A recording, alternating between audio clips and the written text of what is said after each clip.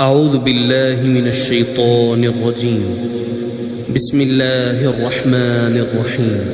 يا أيها المزمل قم الليل إلا قليلا نصفه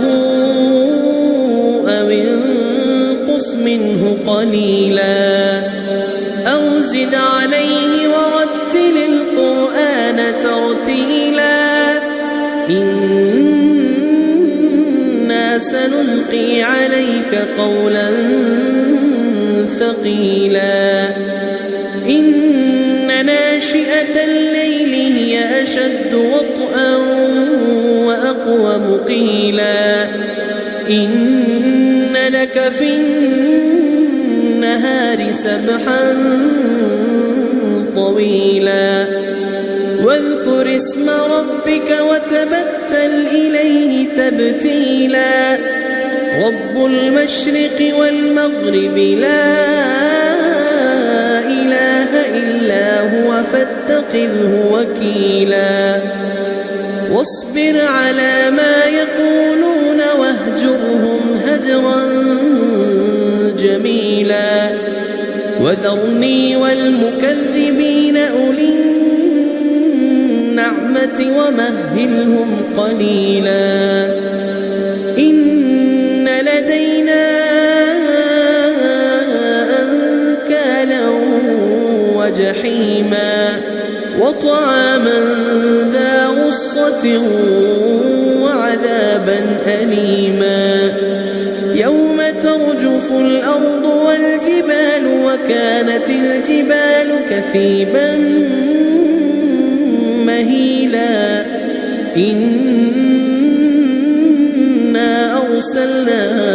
إليكم رسولا شاهدا عليكم كما أرسلنا إلى فرعون رسولا فعصى فرعون الرسول فأخذناه أخذا وبيلا فكيف تتقون إن كفرتم يوما يجعل الولدان شيبا السماء منفطر به كان وعده مفعولا إن هذه تذكرة فمن شاء اتخذ إلى ربه سبيلا إن ربك يعلم أنك تقوم أدنى من ثلثي الليل ونصفه وثلثه وطائفة من الذين معك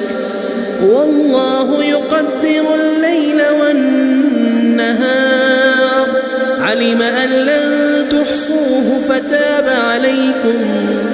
علم أن لن تحصوه فتاب عليكم فاقرؤوا ما تيسر من القرآن علم أن سيكون منكم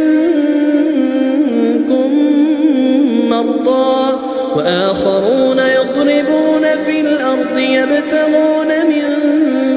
فضل الله وآخرون يقاتلون في سبيل الله فاقرؤوا ما تيسر منه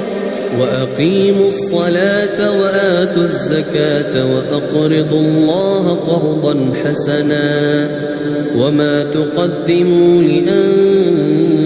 لأنفسكم من خير تجدوه عند الله هو خيرا وأعظم أجرا واستغفروا الله